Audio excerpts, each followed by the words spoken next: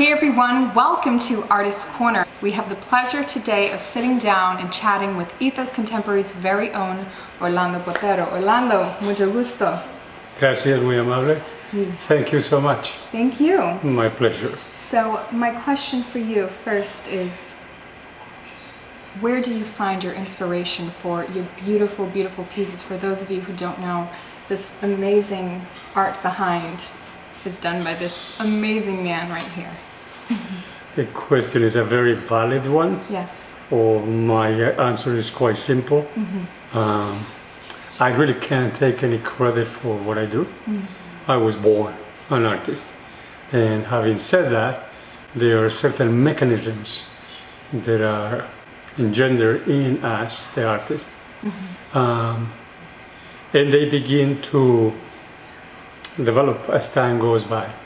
Where inspiration comes from is basically from life itself, from people itself.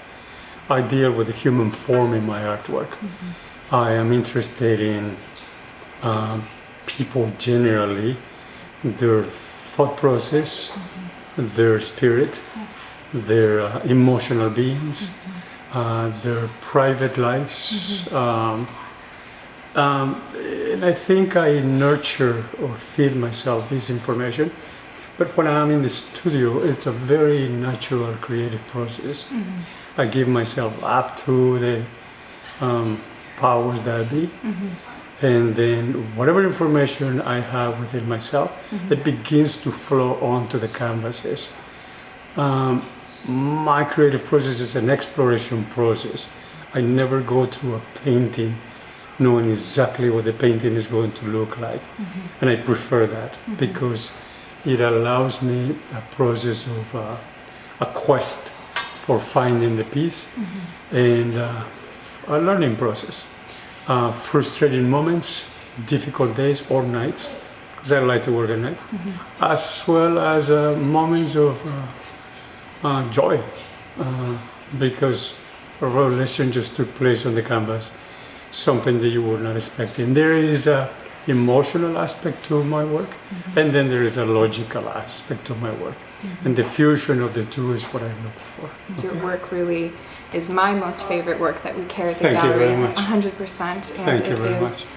My most favorite work in modern day that I have seen and been able to bless my eyes with and to personally know you is so wonderful, yes, because I love that you are conscious about your message, about your art, about humanity, about children. Yes. And I would like to ask you what children mean to you in your work and how you honor children and humanity through your work. Before I start with that, or Yes. answer that, I'm going to tell you that.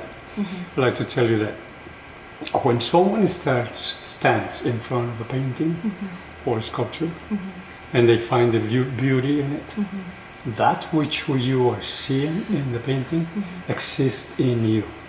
That's the most important aspect of it. If it doesn't exist in you, you are not going to see it. And you would appreciate it as an object, as a work that is on the wall, but it doesn't have that much meaning. So when you pay me a compliment about my artwork, I return the compliment to you, because if it didn't exist in you, you wouldn't be able to enter the painting and feel the painting, absorb all the nuances, and also listen to the voice in the painting. So my congratulations to you. Now, my subject matters vary. I have a recurring theme throughout my life. Is the family. I treat it in every single one of my bodies of work and exhibitions. And because I think of all the institutions, is the most important one to us. The family is the first society, and from the family the children sprout, and they are guided, directed, educated, and then little by little they become the force of society and humanity tomorrow. I pay a lot of attention to children because I think it is our responsibility to make sure the children are protected, that they are educated above all, that they are taught ethics and morality and some principles. But above all, I think I like children to learn about their individualism. They are not part of a mass or the masses. Every little kid, every little girl or boy came to this world genetically connected to mom and dad. But there's a large percentage that belongs to each and every one of them. And to help children realize who they are as individuals and their abilities and their human potential. It's probably the greatest gift a parent can give that child. To teach them that to every decision there are consequences, to teach them to be responsible for their lives. And to in today's society, to teach children that human potential has no gender. Human potential is both belongs to the feminine gender as well as the masculine gender. There are many women that are more intelligent than many men, and there are many men that are more intelligent than many women. So it is not the gender, it's the individual. And I think children need to learn to recognize that potential, that intelligence, those abilities in either one, males or females, and respect them and work with it. So yeah, children are extremely important in that sense, and lately orphans are very important to me because these children, although they are in some institutions that are very well cared for, at the same time they are lacking the presence of a parent or two parents. So I try to do my part of it by giving some art lessons, and through the art lessons I try to have them deal with their own ideals, with their own fears, with their own emotions, with their own personalities. So anything that they draw or paint is related to who they are, not what I want them to paint. I don't teach them to paint. That's not my business. May I ask, where did you get the inspiration for this bright, gorgeous cherry red, and how it just kind of dissipates towards the end of the canvas? To me, colors are a vocabulary, like A, B, C, V. Yes. And I think to me, red is optimism, is a very positive way of looking and feeling. When you see a woman sometimes that is wearing a bright red, you don't even have to talk to her. I mean, it's good to talk to her, but you know who she is. Just the decision of you wearing that dress. Or can be a guy also wearing a red shirt. Blues are very romantic, you know. White symbol of purity, obviously. The greens are also colors of the earth, or the earth tone. So yellow, happiness. Yellow is hope and happiness. However, when I work, I don't follow any of those codes. I just feel. I feel the art. I feel the emotion, and it's expressed directly on the canvas.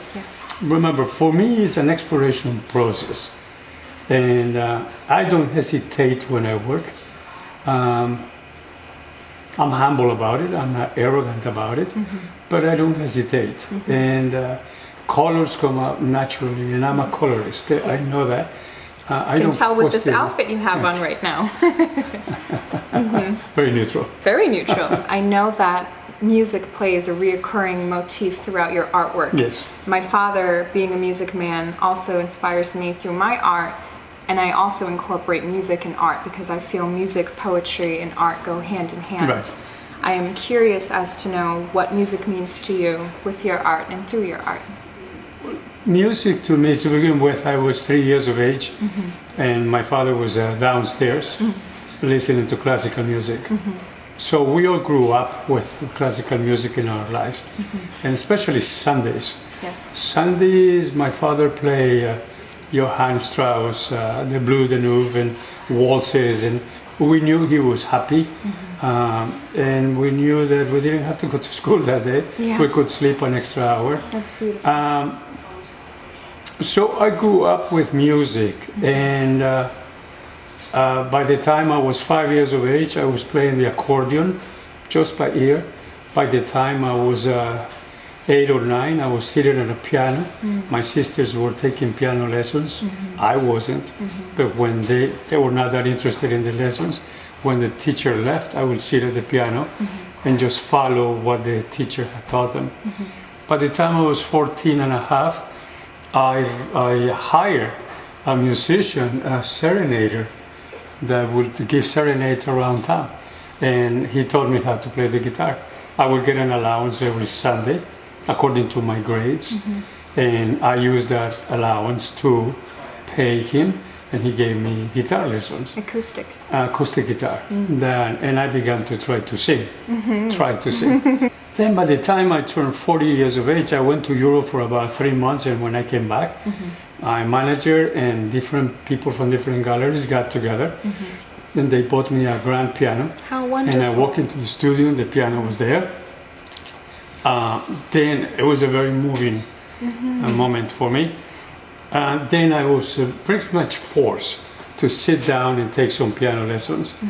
And I did. A lady 72 years old gave me lessons. And 2 years later, when I was having difficulties with a canvas on the wall, I just go to the piano and resolve it on the piano, and I look at the painting, and I will go back to. So there was a fusion of the music and the painting. And music in the studio has always played in the background, and I select the music very carefully. I listen to mostly classical music in the studio, a lot of Chopin, Mozart, a lot of Mozart also, Mitsuko Ushida, Claudio Arrau, the Chilean pianist. So I listen to a lot of piano. I do listen to a lot of big symphony orchestras as well. Depending on the projects, I select the music carefully. Because I am aware that the studio becomes also influenced by the energy of the music. So I'm very careful what I select.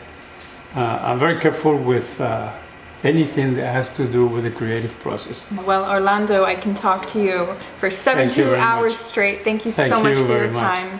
We're getting ready for our show featuring Orlando Botero. I hope you all enjoyed this segment. Check you in the next video.